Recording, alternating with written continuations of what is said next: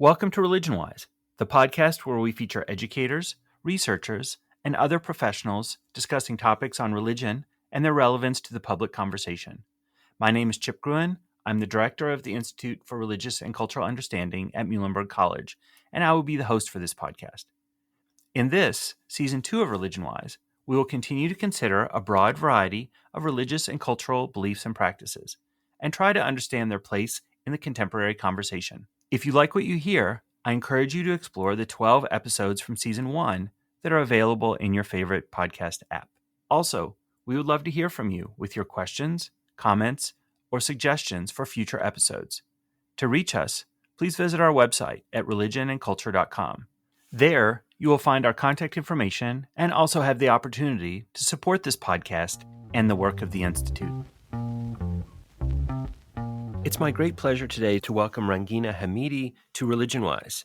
She currently serves as professor of practice at Arizona State University. Ms. Hamidi fled Afghanistan in 1981 with her family, first to Pakistan, then settling in Northern Virginia in 1988. After the invasion of Afghanistan in 2001, it became possible to return, which she did in 2003, living and working in Kandahar in development projects and education. Her most recent work in the country was as Minister of Education, a role that she filled until the fall of the Afghan government in August of 2021. I think the three poles of her work and her engagement in Afghanistan have been around religion, politics, and education. If nothing else, it shows the complicatedness of the situation and the factors that influence the educational system in Afghanistan. I think it's fair to say that she's had both supporters and detractors in that role and in others. And I think it's also fair to say that there have been understandings and misunderstandings about the confluence of all of those factors that lead to the educational system in the country. More than anything else from talking with Rangina Hamidi is a realization of the complicatedness of the culture, history, politics that lead to a complicated educational system as well. It seems that it is one thing to have an idea about the way that the system should work, whether that be from the religious perspective of those in the country or advisors from the United States and other powers that were interested in rebuilding the country. And that is in stark contrast to the situation on the ground that requires finesse and empathy to a lot of different stakeholders. It's also interesting to think about how these systems are built, how people end up in positions of power, how different regions are affected by the occupation differently, and how that led to different policies and variation in the way that those policies were implemented. Rangina Hamidi, welcome to Religion Wise. Thanks for being here. Thank you for having me. It's an honor. So, particularly because, you are a professional working in educational systems, and in particular as the Minister of Education for Afghanistan, I want to start with your own personal experience of education. What was your educational experience, both as a child, as a student, and later as an educator? How did that shape your views of education in general? Well, thank you for that question. I'll try to be brief. I was a refugee child in my whole entire educational journey. The first initial, starting kindergarten as a refugee kid in Pakistan, not in the refugee camps, because my father did not believe in staying and depending on international aid while we waited in refugee camps, as many families did. He actually took us to the city where we grew up and invested his little bit of money that he was earning as a refugee father to send his daughters to school. And at that time, he only had daughters. And while I was in third grade and my younger sister in second grade, we were warned by the then Mujahideen elements that were supported by the United States government, CIA in particular, to ban us from going to school. And I say we were lucky because the consequences of girls refusing to listen to their their command to stop going to school was that many girls saw the defacing of their faces with acid attacks. And so we were lucky in the sense that we didn't get attacked. We got a warning. And even though my father wanted to argue with them to allow us to go at least until sixth grade so that we could have the basic minimum of literacy and numeracy, my mother was the one who argued and said, no, I'm not taking the risk with these guys. I don't trust them. And my girls are not going. So we were stopped for a temporary short period before landing all the way in America, in Virginia, where we picked up, I lost about a year of schooling in this process, or a year and a half, and finished high school in Virginia, went on to University of Virginia to complete my bachelor's degree. But growing up, particularly after that incident and coming as a refugee in America, there was this intrinsic feeling or knowledge always of understanding the value of education because we had been stripped away from it, or we'd been taken away from it. And so as little children, fourth graders, fifth graders, um, there was a lot more maturity and understanding of the value of education because of what I had gone through. And there was always this interest in wanting to do something back for education. How I was going to do it, I had no idea. And so coming and taking the position as Minister of Education, for me, part of it was that personal journey, that if I had not been able to continue my education, I wouldn't be offered the position of Minister of Education. So I knew the value of it personally and professionally. And having had that personal experience and that personal journey as a girl from the country that I was serving back, made my post that more important to me at the professional level. So you mentioned your father, and that you all were refugees in Pakistan first and then came to the United States. But government service generally is something that seems to run in your family. Can you talk a little bit about him and his service to the Afghan government and how this influenced your own work? My father was and is my hero and my best friend. And I am who I am today because of the values and principles that both my parents, but especially my father, instilled in me and in all of my siblings. Um, Growing up with a man who had the principle of working hard. Um, he was a very, very hardworking government employee at a level of directorship he had reached before the communist coup of Afghanistan in 1979. And in 1979, up until 1981, two years before we fled, my father had actually, at the time, there were no, fancy calculators or computers or technology programs to enable the Afghan government, particularly the Ministry of Finance staff, to work on reports. And these were all financial reports, all balancing reports. And my dad was working with the Customs Department, I believe. And what he had done by 1980s, the story that he would tell us was that he had balanced a multi-year report on imports and exports in the custom department, where he had pretty much like tracked every single penny or Afghani that was spent and received. And he told us that the report, when it was finished, and he did it all by hand, so all manual work, and he had spent many, many months, maybe close to a year on this. He took it to the minister's office, and the minister had reviewed it, obviously. And so the minister had called him after the minister had reviewed it. And he said that when the minister looked at him, the minister of finance at that time, I don't know him, I don't remember his name, but he said he had tears in his eyes and looked at my father and said, Mr. Ghulam Haider Hamidi, had you done this work before the coup, meaning because at this time the communist regime is in charge, he said, had you, if you had completed this prior to the coup of the communists, the government would have rewarded you with such great honor because there was a will for looking at such accomplishments. And the minister had repeated and had said, unfortunately, the current government is dealing with its own political rifts and issues and attitudes, that there's no desire to acknowledge people who accomplish such great things.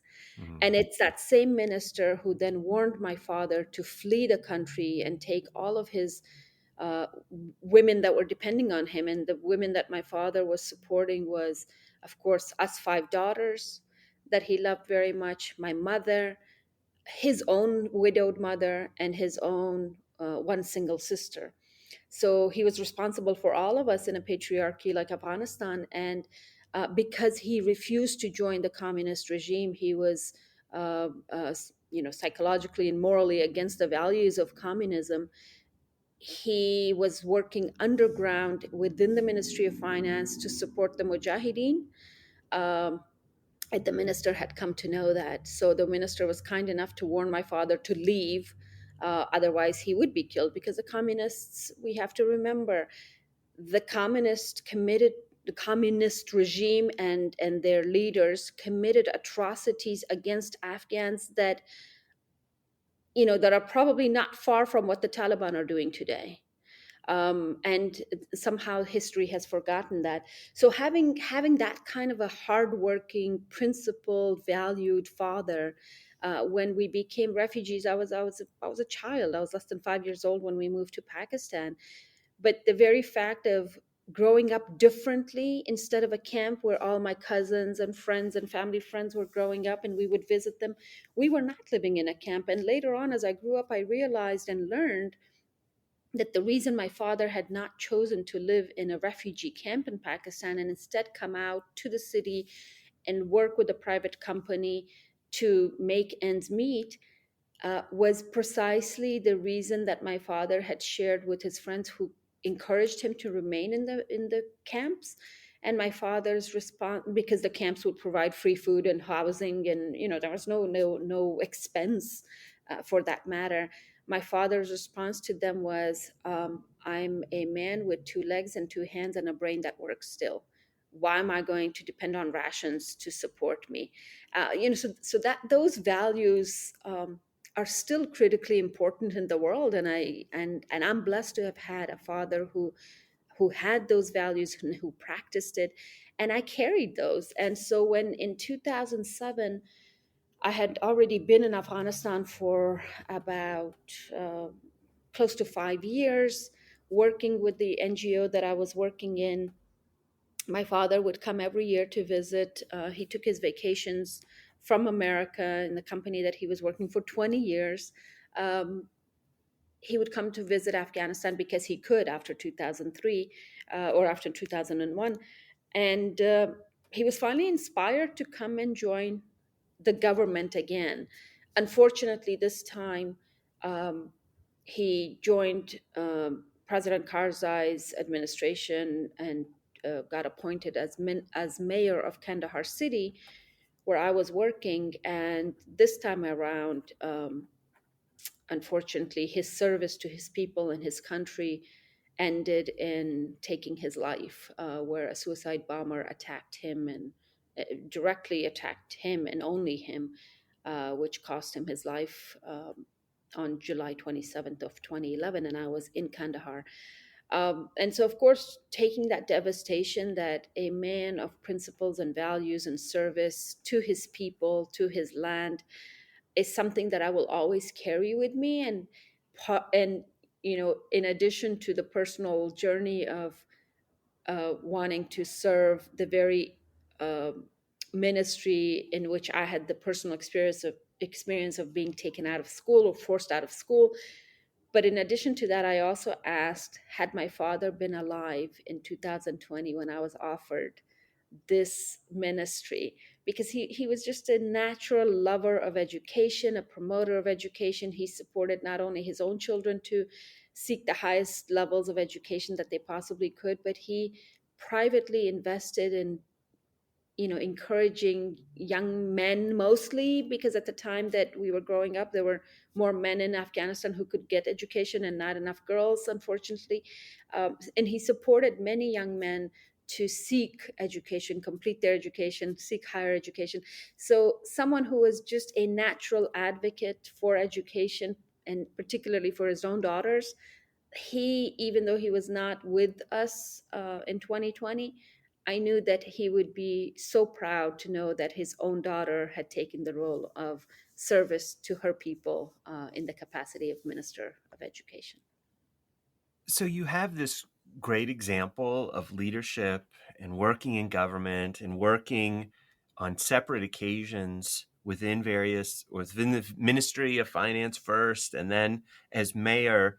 Um, and so you're surrounded by that. You see that as an example. Yet I've heard you refer to yourself as a non-political politician, somebody who is not an insider in the way that sometimes we think of politicians being. Can you talk a little bit about how you found yourself in the government position as the Minister of Education in Afghanistan? Thank you for pointing that out, because I don't know if there is a formal definition for a non-political politician.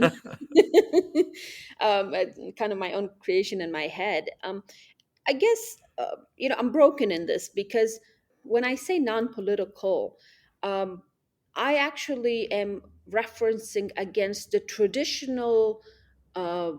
the traditional process of how one gets appointed to positions. Meaning, if they're political parties or political affiliations, oftentimes, an individual or a group of individuals are kind of picked to be the representatives or nominees of that political party to a president or to the leadership of a country to appoint. And whether it's done through a nomination process of the political party, or election of both, the common mass populations, and or entities like smaller structures created by these mass populations. So in that regard, I call myself non-political. Neither did my father nor myself belong to any political regime or political entity, whether it was a political party or a political movement. We didn't belong to any. In fact, I remember, when I was a college student in Virginia, and this is in the late 1990s, when the Taliban were running Afghanistan at the time, or in charge of Afghanistan at that time. I had come for a short break. I think we were on holiday or something, and there was this event that former Afghan, uh, either politicians or older men, mostly men. There was a handful of women, I remember at that time, a gathering in Northern Virginia, where all these Afghan entities had gathered together to talk about how to influence bringing unity among Afghan leadership. Something similar to what I'm witnessing right now with the Afghan diaspora. Some of them my colleagues, some of them my former, employees, uh, participating in these meetings, gatherings to find a solution or an alternative to the Taliban. And my dad took me to that meeting as a young college student, only because I was still interested in wanting to learn more about Afghanistan. And there was a very, very interesting thing that I witnessed with my father, with that, which I think shaped my political affiliation, or the lack of the will to join a political team or political affiliation, or be affiliated with any politics directly. All these people were getting up, and it was a room full of maybe 150 men or so. Everybody would get up and boast about these individuals that were supposedly fighting the war, fighting jihad, fighting, whatever. Some calling some individuals heroes, others calling other individuals monsters. At the end of it, they were all fighting a war, and all of them had guns and ammunitions, and the leftover weapons that the U.S. had given Afghans since early 1980s to fight the Russians. And then once the Russians left in 1989, then Afghan men and warlords and gun lords basically got up and started killing each other for power. Um, Logically, it makes sense to say that they were all culprits. There was no hero among them. They were all killing each other for, and Afghans, ordinary poor Afghans, destroying Afghanistan for power. And so this meeting got really heated because it was divided. And the interesting thing was, it was about unity, how to bring about divisions closer. And my dad, at the very end, gets up on the stage and he just started blatantly cussing every single one of those leaders. Those who call some individuals heroes, he started cussing them. The ones that were being cussed at, he was cussing them. And I mean, the language that was used in the meeting, everybody was very not very professional with their words. And my dad, joined in that conversation. And at the end, he said, they're all responsible for the destruction of Afghanistan and its people. And I don't care which tribe, which region, which province, which language they speak, because a killer has no identity. And he kind of left the room very, very agitated. And of course, the people who were supporting a certain person to become a hero of Afghanistan's war, of course, they were devastated of how dare a man come and disrespect their so-called hero that they'd created in the mind. And so I grew up with that notion at home, and understanding that when people fight in a society, and people fight for not people, men really, fight for power, and they destroy societies and governments and cities, and killing innocent men, women, and children for their own power. I don't know what it is that enables them to either call themselves heroes and or motivate people who follow them to call them heroes. And so I came with a neutral mind to say that anybody who had had a hand in the politics of Afghanistan, from the communist coup until 2001, when America went and NATO went, there were no winners in Afghan politics. They were all losers, and the majority of the warlords had had enough of a track record to show that they didn't care for the rebuilding of Afghanistan. So that was one of the reasons I personally stayed away from politics, the traditional sense of politics, until President Ashraf Ghani surprised me with the offer of joining politics as Minister of Education. And quite frankly, I questioned him. I said, why me? I have no background in this. You know that I'm not probably the most qualified. And we women often do this. We do question our qualifications. Um, but my sense and qualifications was not that I was not capable of running an institution as big as the Ministry of Education, but more so, I had no experience with how government affairs were run. And President Ashraf Ghani's response was quite blunt, and precisely the experience of my life of criticizing government offices and officials, in that he said the Ministry of Education has become way too politicized, and it has been led and managed way too much on political terms. The reason I want to bring you is precisely to try to depoliticize an institution as important as the Ministry of Education.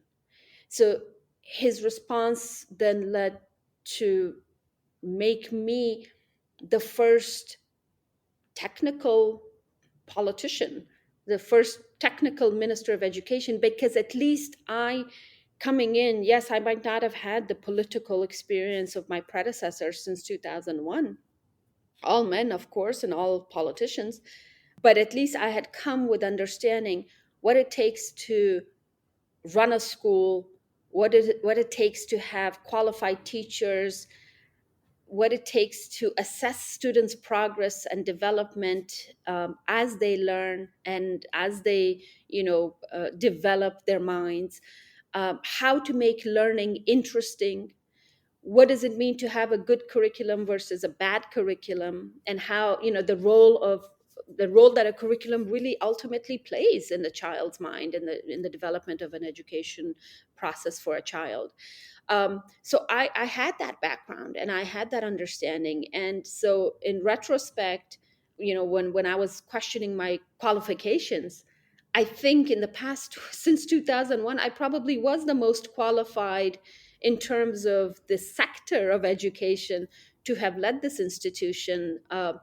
And when I take a real introspect and look in and assess what I did, does it mean that I did not make mistakes in the 14 months that I was serving? Absolutely. We're human beings. Everybody makes mistakes.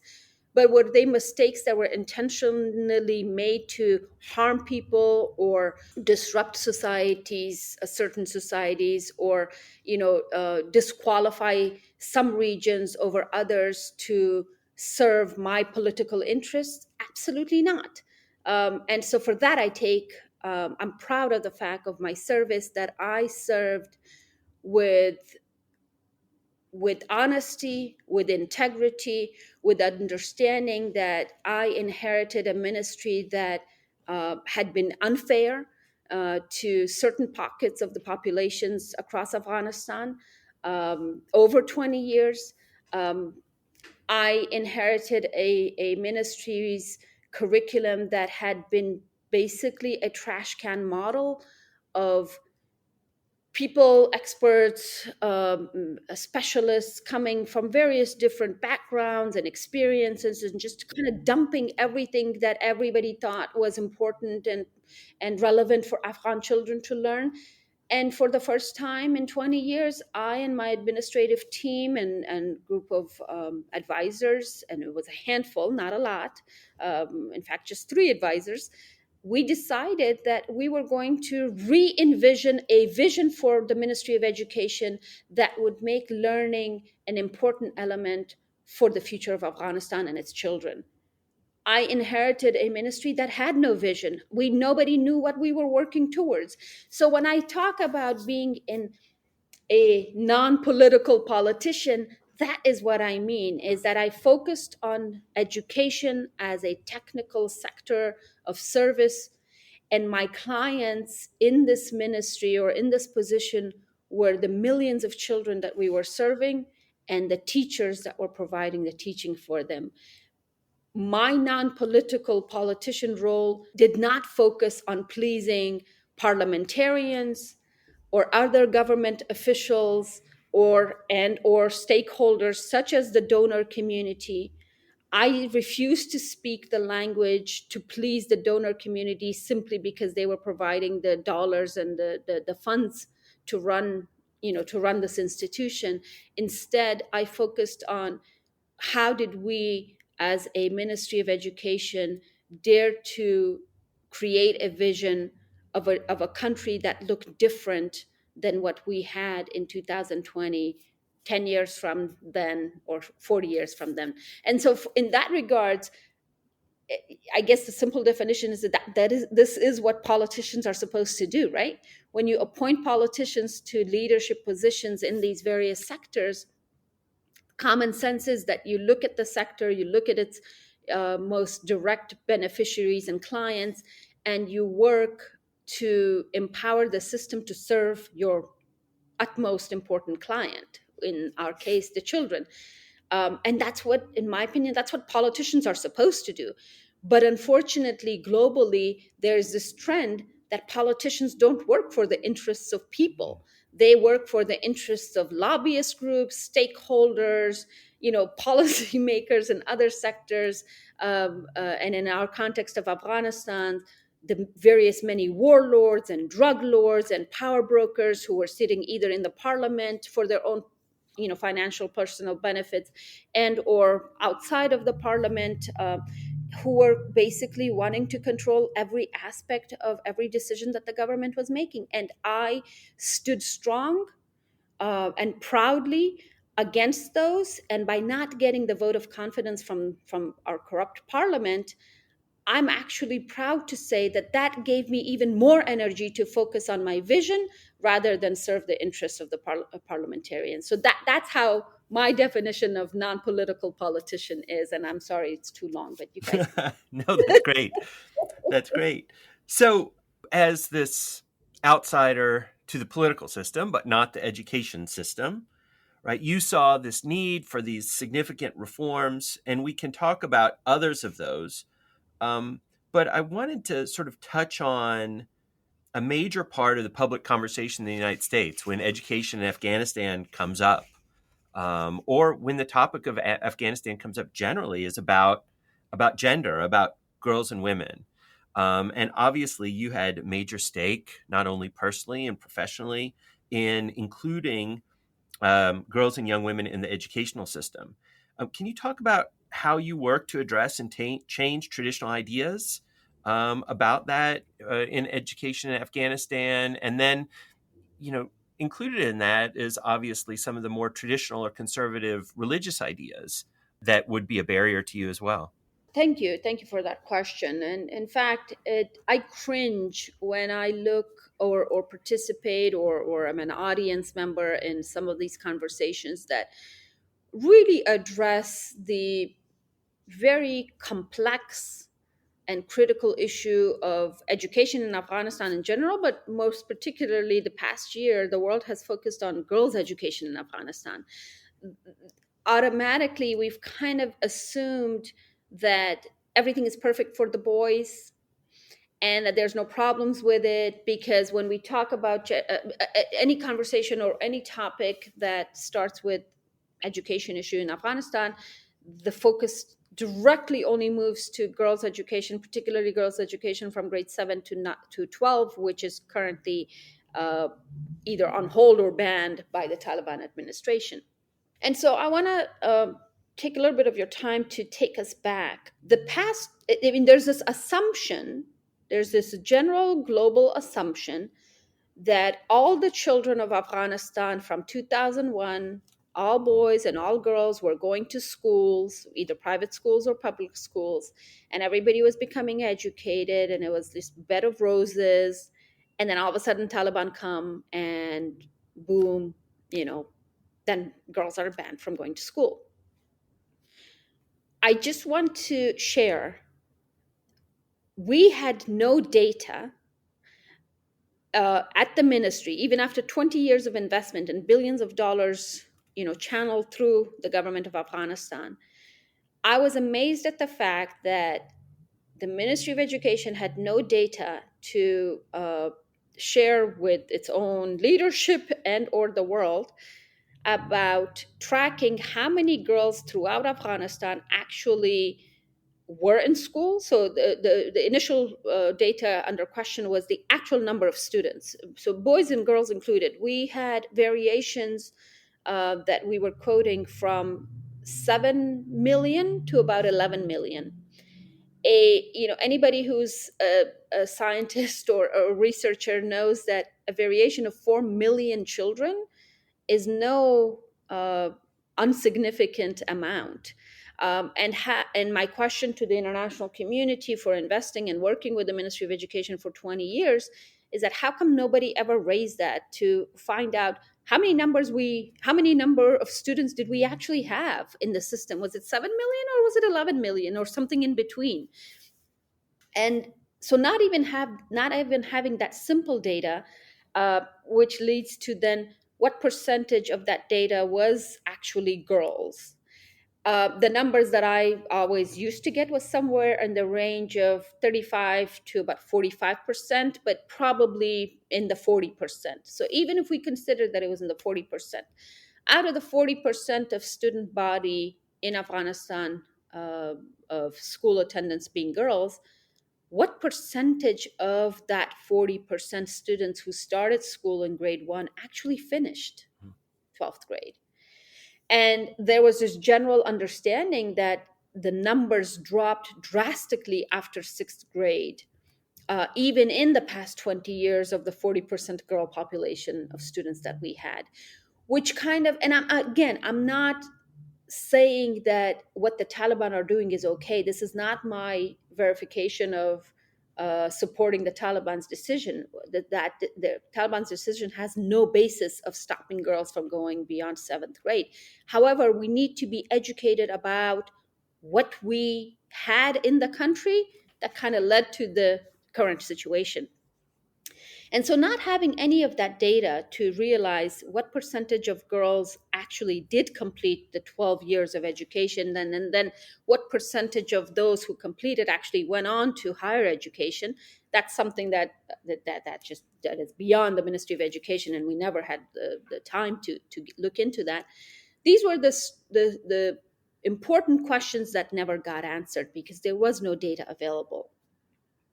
Additionally, the past 20 years of the ministry's experience led me, and with data, led me to believe the data that we did finally ended up collecting in the short time that I was there is that looking at the allocation of resources, both human capital as well as financial resources since 2001, there were areas in Afghanistan, particularly the south and the east, the areas which are unfortunately now kind of experiencing the highest devastation of the Taliban ruling.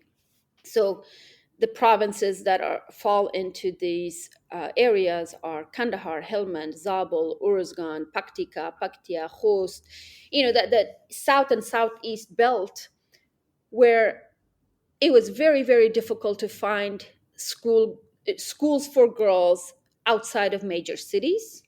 If they existed, they were not outside of major cities. And at most, there were a handful of schools in major cities with female teachers to a certain extent, but most of the high school subjects, because they did not have the appropriate female teachers to teach all of the subjects in high schools, oftentimes there were men teachers because they did not have female teachers in those subjects. Human capital, in the sense that the amount of formal teachers that were allocated to these various different provinces, I'll give you one example. Kandahar, which is my hometown, the day or the week that I assumed the leadership position at the ministry, our data showed that Kandahar had about 6,000 formal teachers across the province. In comparison, although the province is smaller in size and smaller in population, but comparable, these two provinces are historically always compared. A province in the north, which was called Balkh, where Mazar Sharif is, that province had about more than 20,000 teachers, formal teachers. And I'm just going to focus on these two provinces to show that for 20 years, the province of Kandahar, and I'm not saying that it started with 6,000 teachers, because I was told that initially it had, much higher number, but over the years that number decreased by allocating some of the teacher positions in Kandahar to other provinces on the premise of insecurity. That was the political reason used to say that, well, there's fighting in this province and people are not interested in education, and there are no teachers available, therefore they have unfilled positions that are just kind of on hold. So instead of keeping these on hold positions, let's move them to other provinces. Now, is this entirely a bad decision? I guess it depends on how you look at it. People who were politically driven to divert attention from such regions to continue the fighting, to continue the killing, to continue the destruction, and keep students and children and their futures away from education. Yes, it was a perfect decision for those leaders with those thought processes. And today, in retrospect, looking at that data, or having received that data when I was in the position, I'm not surprised that many of the foot soldiers of regimes like the Taliban happen to be from the regions where there were no schools, where there was no investment made in the past 20 years to motivate societies to send their children to school, including boys, not just girls. I'm not talking about girls, I'm talking about boys as well. And so the injustice that was served internally, nationally in the country for 20 years, or that lasted 20 some years, is no surprise of how the results have turned out to be. In Balkh province, from the reports that I gather and the information that I'm still receiving, girls have not been stopped from going to school since the fall last August.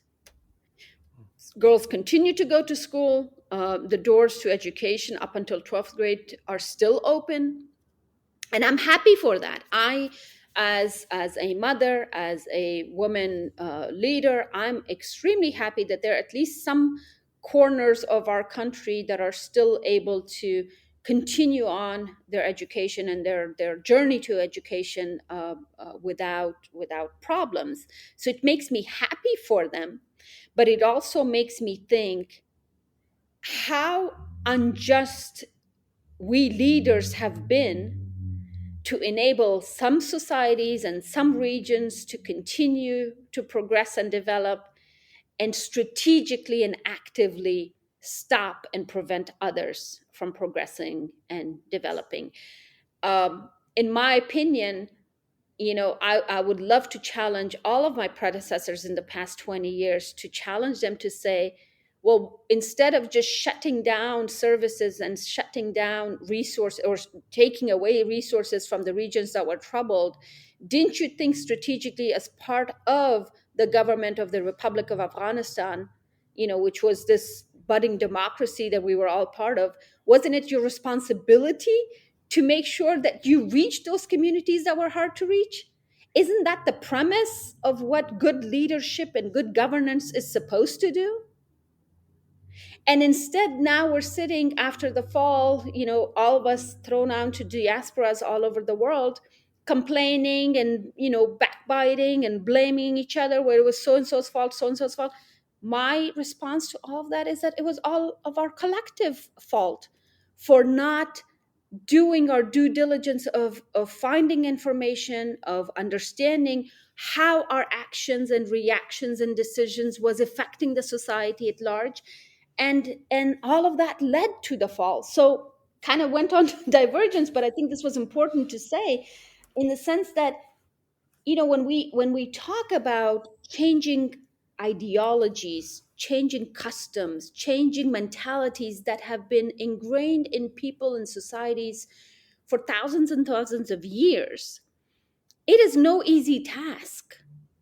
And not only is it not an easy task, but when you don't do it right, what is it there for us to understand why people should automatically, without exposing them to new ideologies, without sharing with them the possibilities of what new ways of doing things can do, what would motivate them to change? And it's two different contexts. One is, if you have a peaceful, relatively peaceful environment where the threat of being killed, the insecurity of not having food on the table for your children, if all of those basic needs are met, then you can start thinking about development and progress and moving forward.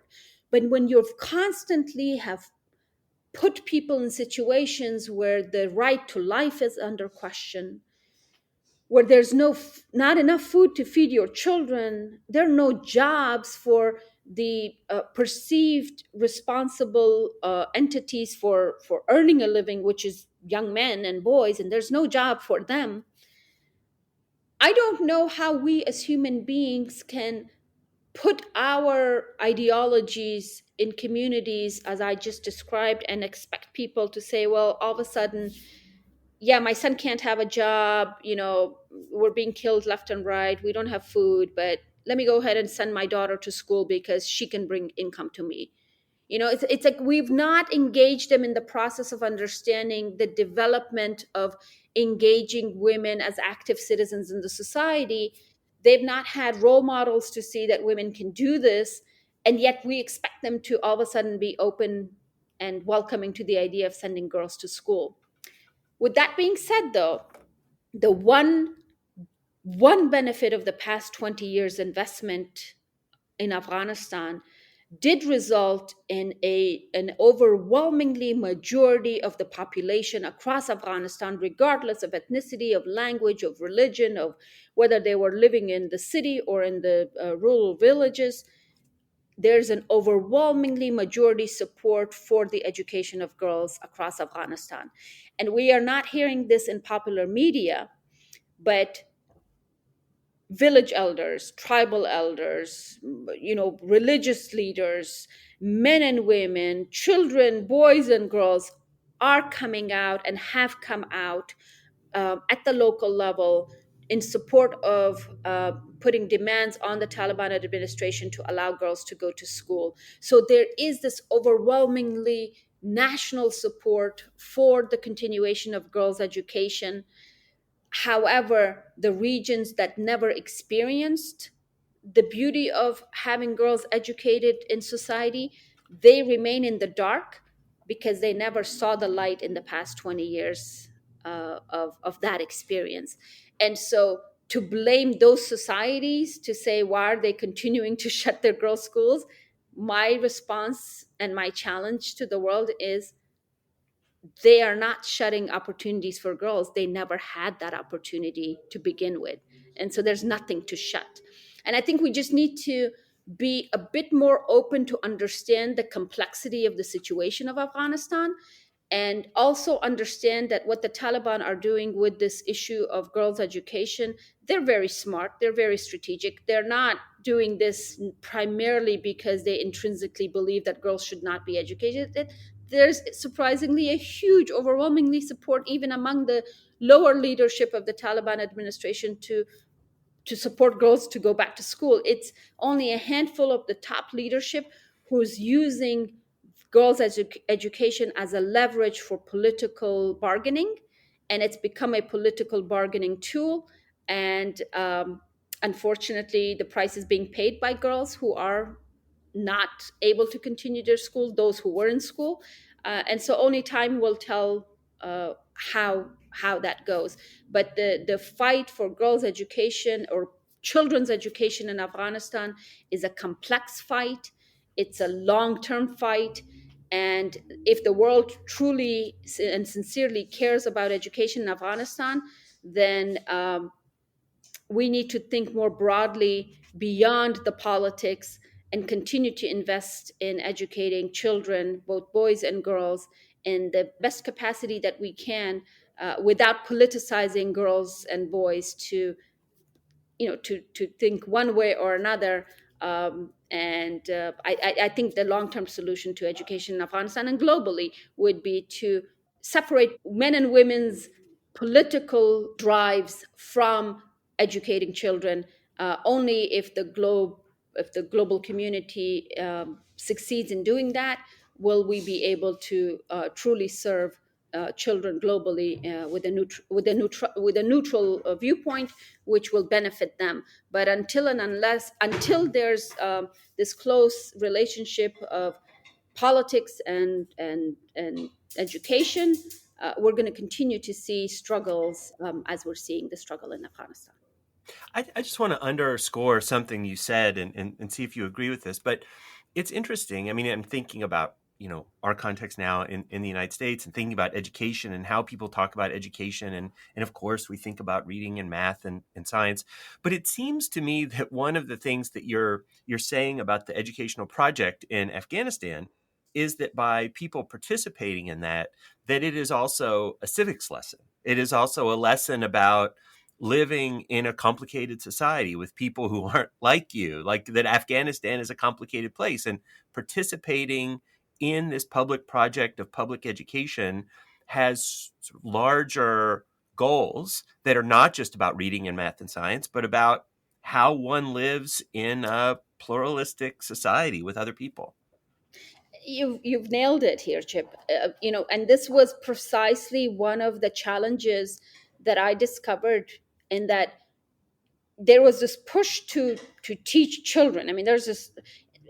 again, there's not a single entity in the world that we can call, including a regime like the Taliban, that don't think that education is important. The reason the Taliban are banning girls from education is because they know the value of it. That's why they're banning it. If it was not something important in their eyes, why would they even busy themselves with this topic, right?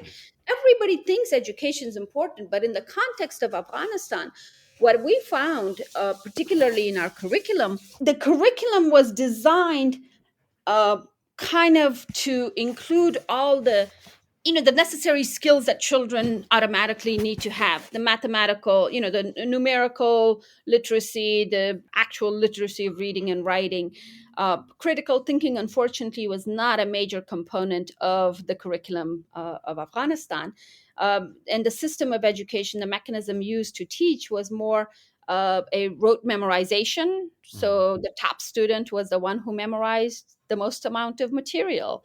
And so, in a pluralistic, divided society like Afghanistan, that has politically become what it has since, the Russian invasion or the communist regime's coup in 1979, it was the responsibility of the Ministry of Education to create a curriculum that would bring the various factions back together and lead the education leaders to bring consensus to the understanding of what it meant to be an Afghan, to work on this national identity, to work on this national vision for what we wanted to do with this broken country called Afghanistan, because the children are the future leaders of this country, right?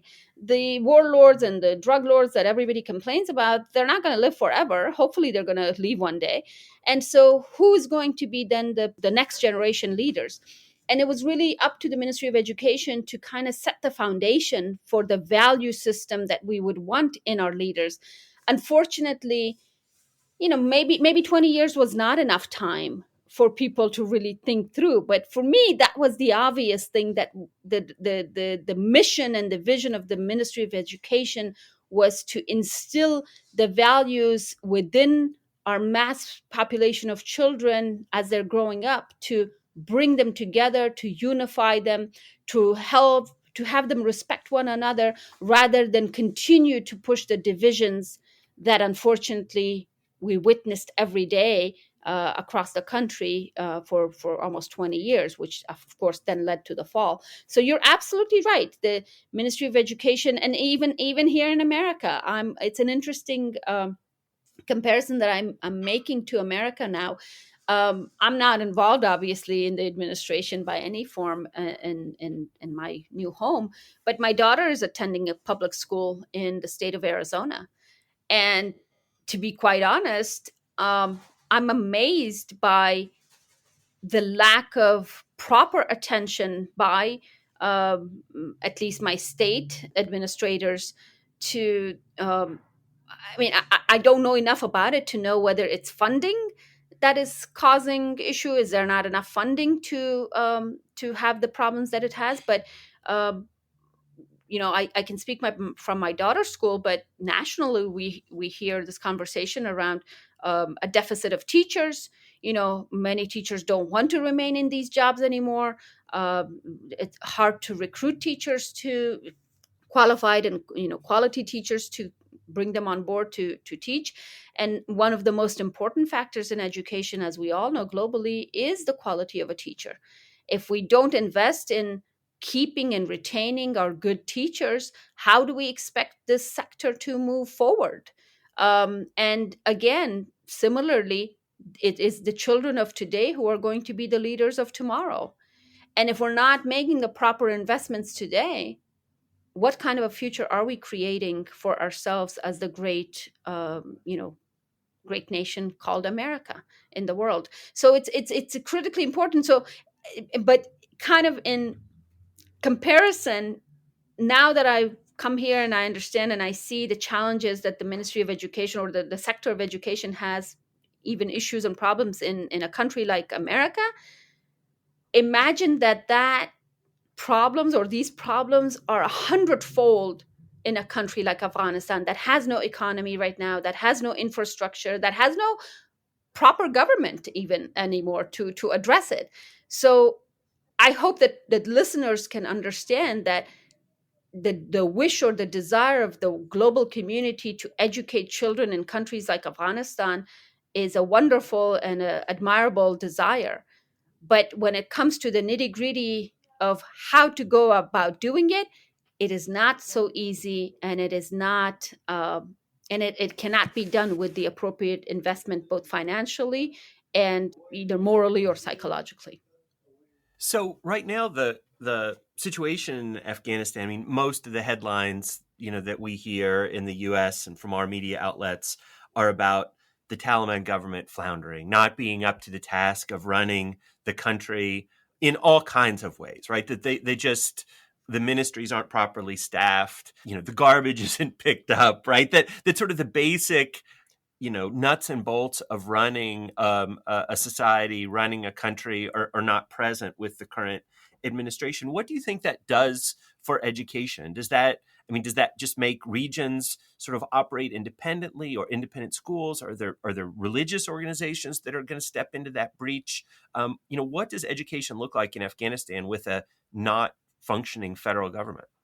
I think you've answered part of your question, which is yes, the um, local communities or governance, and I use that word very loosely, has become very localized, which might not necessarily be a bad thing, to be quite honest.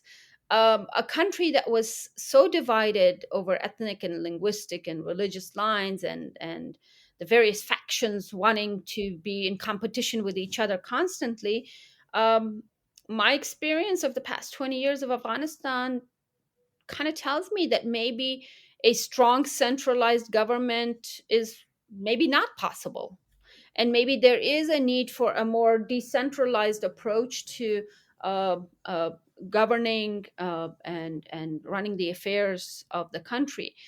The challenge, though, with that proposal, which is kind of pushed by many sectors in the country, both outside and inside the country, is that today in the global community that we live, some people who have been savvy in the past 45 years, they've learned languages of the international community, they've become educated, they're a lot more connected to some global leaders and countries, much more so in their connectivity than other regions.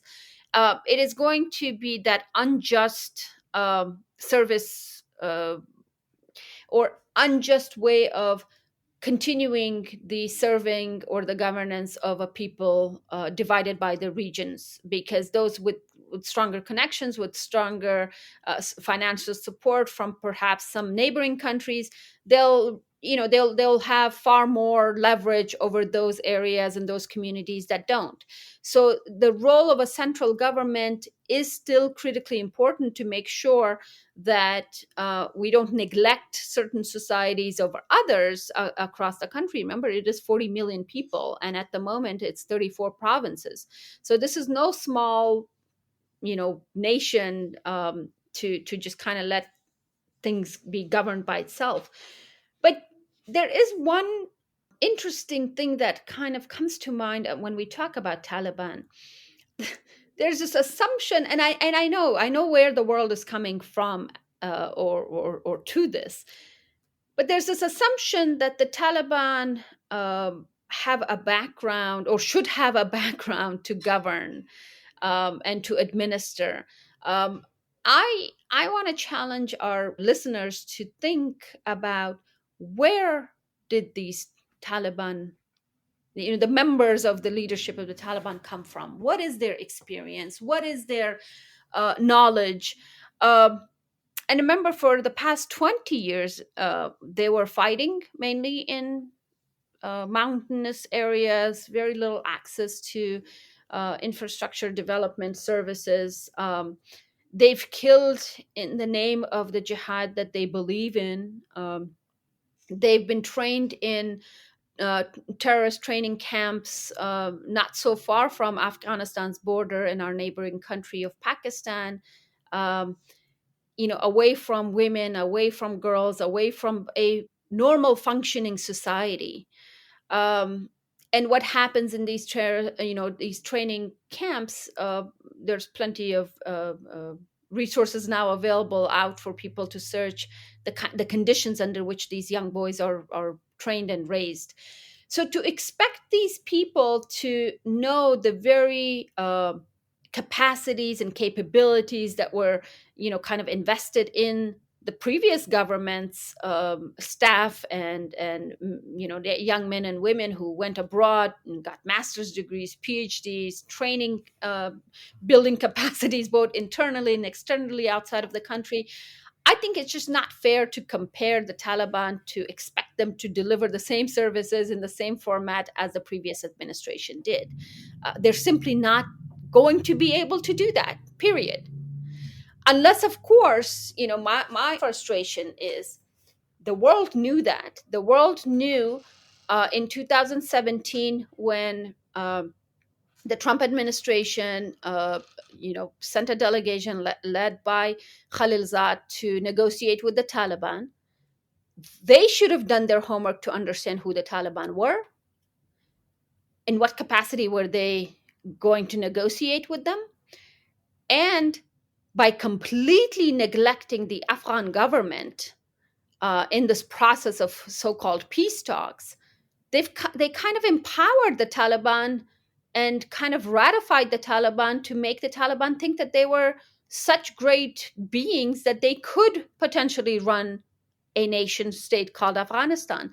And so, the responsibility, in my opinion, really is put on the US administration under Trump's administration, who began the process, and then the Biden administration, without taking the time to assess and to analyze what these supposed peace talks could lead to, and by completely neglecting and not supporting the Afghan Republic government in place, the Biden administration made the mistake of uh, turning its head away from the government that was intact, and the decisions led to the fall of the republic, which was an automatic win for the Taliban. And of course, nobody prepared for how the Taliban were going to govern this country, or whether they're capable of it or not. But I laugh at some of the recommendations or requests by the international community towards Taliban. For example, the UN and the US administration constantly calls for the Taliban administration to be inclusive. And I laugh at that, because when we talk about inclusivity, there's a premise, there's an understanding of some logic and some sense prior to opening up and becoming inclusive. And why are we expecting the Taliban, and how are we even expecting the Taliban to have those values intact? And then in retrospect, if we are honest and truly honest with ourselves, were some of the elements in the government of Afghanistan, since 2001, were they inclusive in their activities, particularly the security sector? Were we inclusive in making sure that all elements of Afghanistan, or all people of Afghanistan, were included in the foot soldiers, in the leadership positions of the security sector? It was predominantly led by one particular group of people in Afghanistan, and they had a monopoly over this. So I sit and reflect on these conversations, which kind of make me think that it's a deja vu.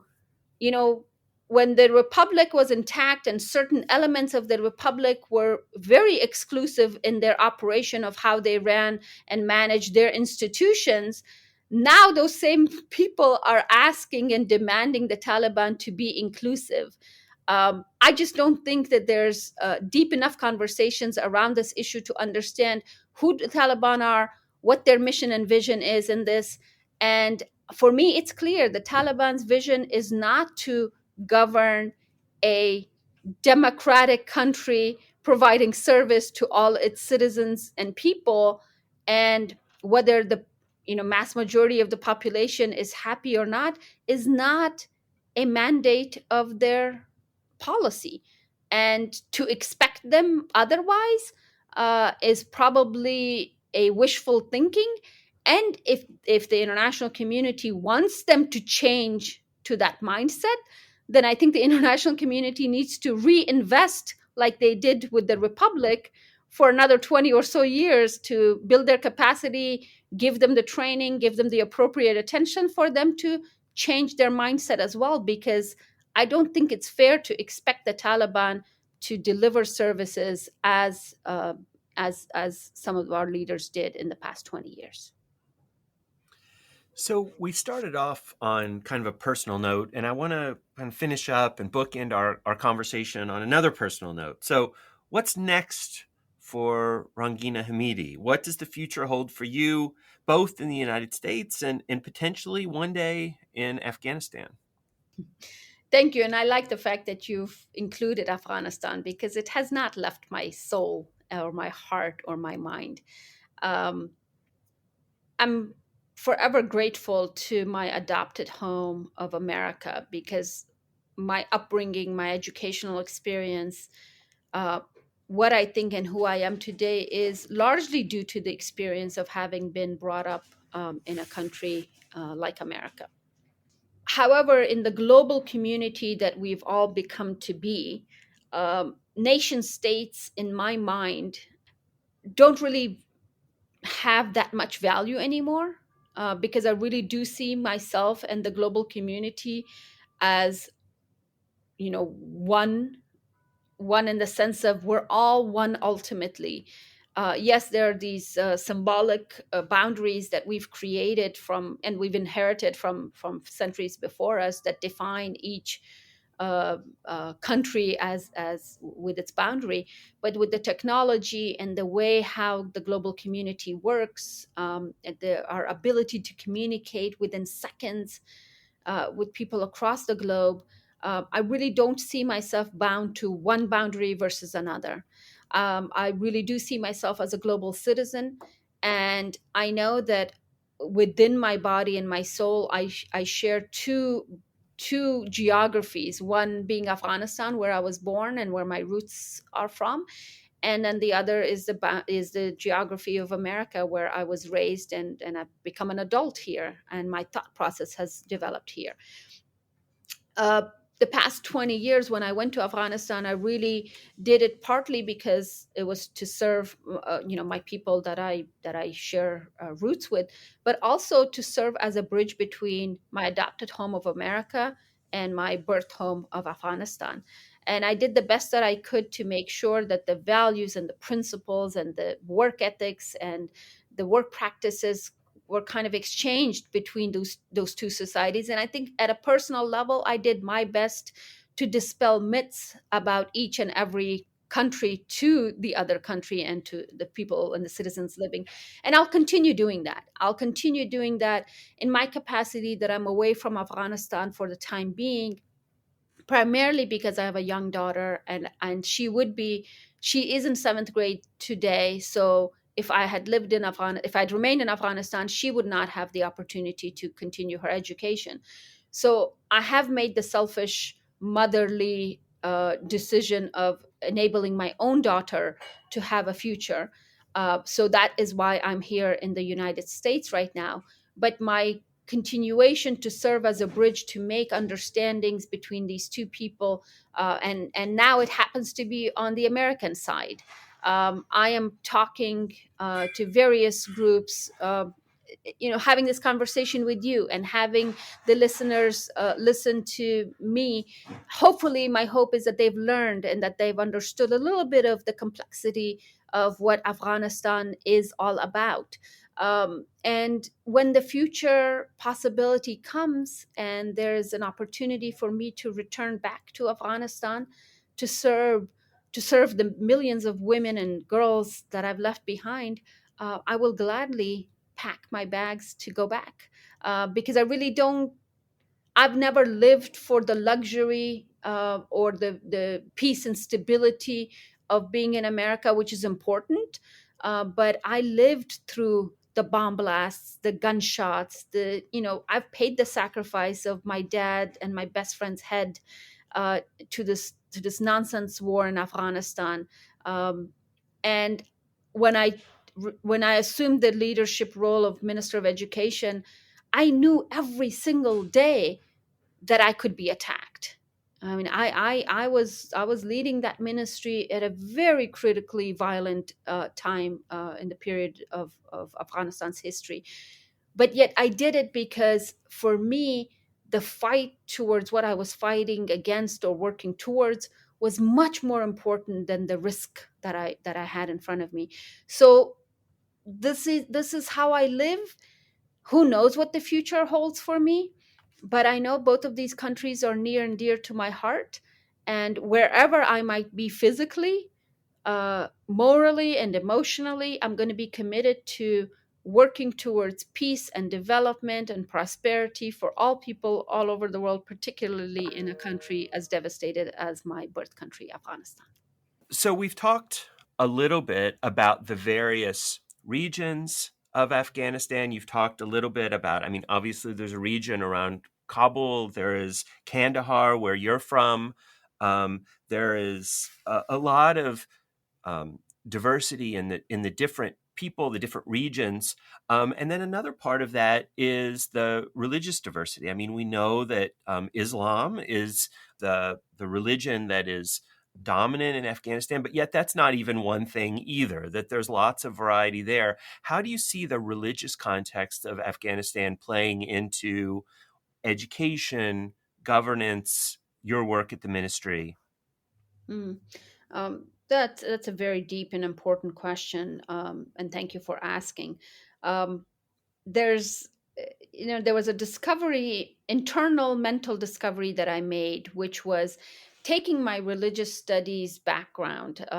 I have a double major in religious studies and women's studies from the University of Virginia, with a focus on Islam, but it is more comparative religion background in monotheistic religion, so Judaism, Christianity, and Islam.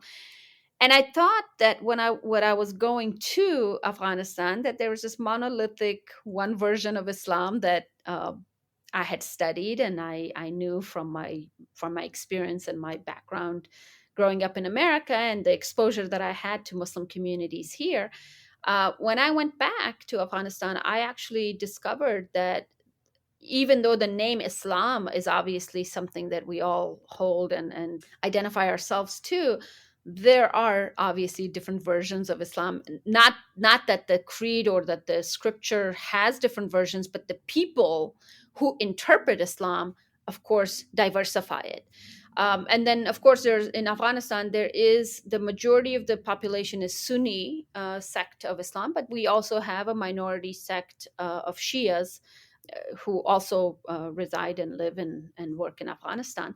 And in the education sector, what I guess the most interesting surprise that was made to me was that Afghanistan's historic literature or historic literatures around both Islamic values, but also just the Afghan identity values. The classic literatures included a very spiritual version of Islam, because remember, Sufism, which is the spiritual sect of the Islamic tradition, kind of developed in the region of Afghanistan, not Afghanistan per se only, but in that geographic region. And so it has deep roots within the culture and within the society. And Rumi, as the greatest global author of, last I heard was that Rumi's books have been the most translated into the greatest number of languages globally. The Ministry of Education of Afghanistan in 2020 had no reference to the literature, the rich classic literature that we had in the country, as part of the curriculum. Wow. So we had stripped the curriculum out of the classic literature that kind of created the identity and served as creating the identity for Afghans in the past. And part of our reform agenda included rebringing or reviving those traditional classics back into the literature component of the curriculum, to revive those traditions back and to reignite that understanding of what it means to be a Muslim, a good human, a good Afghan, in the sense, because the Rumi's literature is completely about that. It's about that self discovery. It's about that understanding who you are as a human in the time that you're born, or the reason for why you're born. It's about the relationship between you and God, and you as an individual kind of taking ownership of defining that relationship and then practicing it at your community level. And unfortunately, the 4 decades of war and destruction that my country and my people have seen, it has pushed people away from being in touch with their spirituality of the version of Islam that had for centuries been practiced in Afghanistan, but instead kind of pushed people to uh, go into that dry political, the Wahhabi version, which has definitely found its place within the communities across Afghanistan, because it's the political, violent version that has been introduced, and a lot of the youth has been mobilized around this idea of taking arms uh, to become, to be a jihadist, or to play jihad. That in the literature aspect of the word jihad, remember that jihad means 70 different meanings. One of it is taking arms. The greatest of the definition, where the religious consensus across the globe is that it's an internal jihad, which is a spiritual jihad, which is you fight against your ego as a person. And that was the kind of Islam that I grew up with, and that I admired and aspired to be, is to be that constantly internal uh, judge for criticizing and assessing the steps I take, the decisions I make, and its impact on my community. And if we could have been able to divert the curriculum in that direction of Islamic studies, to kind of motivate Afghan individuals, boys and girls, to be those internal introspects to themselves and really be the judge for their own actions, I think that could have transformed Afghan society, and any society for that matter, into a much more responsible society, where citizens take actions with precautions and with the understanding that they're responsible for the actions that they take, which unfortunately was not the case that I found. So I think there is still even a great room for reviving school curriculums, particularly in Muslim societies, to kind of shift its focus more towards that intrinsic value and principle based spiritual Islamic awakenings among among children, even, um, rather than this hardcore militarized version of Islam that is politically driven by political leaders across the globe. And we attempted, we started the conversation, we attempted to bring this reform. Unfortunately, we didn't succeed at the time, but hopefully, if there are opportunities in the future, not necessarily as Minister of Education, but I will continue to work towards uh, reviving the spiritual aspect of Islam within societies, because I really believe that Afghanistan, more than any other country in the world today, needs that spiritual awakening to understand who we are, why we're here, and why are we going through the struggles that we have been going through for more than 4 decades. Because until and unless Afghans internalize this issue and assess it and come to terms with it, with all the diversity that we have as a nation and as a people, no outside force can solve this problem for us. So I'd like to follow up actually, just real quick, if you don't mind. Sure. So why do you think? So it seems like a very natural thing that a minister of education, not that I'm not giving you credit for this very good idea, but it seems like from 2001 on, the idea of incorporating, local culture, somebody like Rumi into the curriculum. I mean, that seems very natural and a Obvious, great right? idea, right? Why do you think that it took 20 years? Why was it excluded for so long? Do you think that there is I mean, the first thing that comes to my mind is that because of American involvement and the ideas about church and state in the United States, that these sorts of values are being, I would argue, maybe improperly imported into a very different context. Does that make sense to you? It makes total sense. The battle between religious education versus the so-called secular modern education, and you nailed it on this too. The donor community driven by this, we don't want to deal with religion. Mm. Yet, in a country that is titled the Islamic Republic of Afghanistan, and its very first article of the Constitution stated, it doesn't just stated that Sharia law is above any other law, including the Constitution of Afghanistan.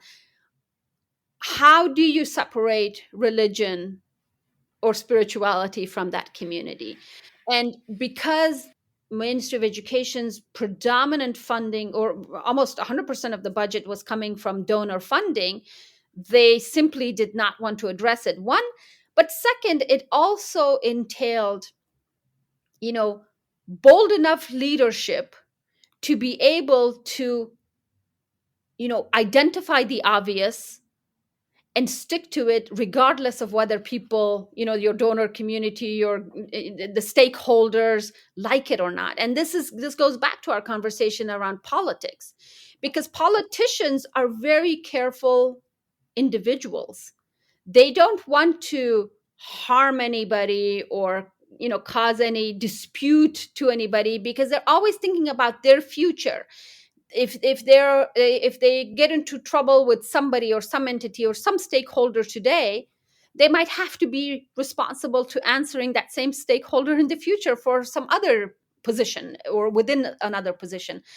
But someone like me, who had no interest in being responsible to various stakeholders per se, for me it was obvious, as someone who had started an international school with the foundation of Islamic values, because those were our three mottos: Islamic foundation, Afghan values, international curriculum. That those were the three pillars that we started our work with. Being the dual citizen of America and Afghanistan, having studied religion and having gone and lived in a Muslim country of Afghanistan, for me it was obvious how important this component of the identity of the Afghan people was. And we cannot, even at the political level, the reason that the jihad in 1981 or 1979, after the coup of the communist regime, started in Afghanistan, was using Islam as an identity that was under threat. US succeeded in breaking Russia apart in Afghanistan's fight because we mobilized people around the notion of, you're fighting this war not because you're saving Afghanistan from Russia, but because this is what God wants you to do. Mhm. So God has always been part of the fight in Afghanistan. It continues to be the motivator. The Taliban fought for, the last 20 years. Every time a suicide bomber blew himself up and killed innocent people, that suicide bomber took pride in the fact that he was doing this for a greater cause, that was God's cause. So remember, Afghanistan never can be separated from its religion. And it's interesting, some of my colleagues or countrymen and women on international stages get up today and say and talk about secular curriculum. Afghanistan never had a secular curriculum, never historically. Even in the past 20 years, with the international investment and the donor community there, and supposedly democracy, 30% of our curriculum's time, even in the modern schools, was Islamic education. So Islam or religion has never really separated itself from the day-to-day life of Afghan citizens, whether they were living in the city or in the rural, villages. However, of course, the rural villages hold on to those conservative ideologies that they think are religious or inspired by religion much harder and much closer than the city dwellers, because the city dwellers across the globe have a tendency of changing ideologies, but the core is always there.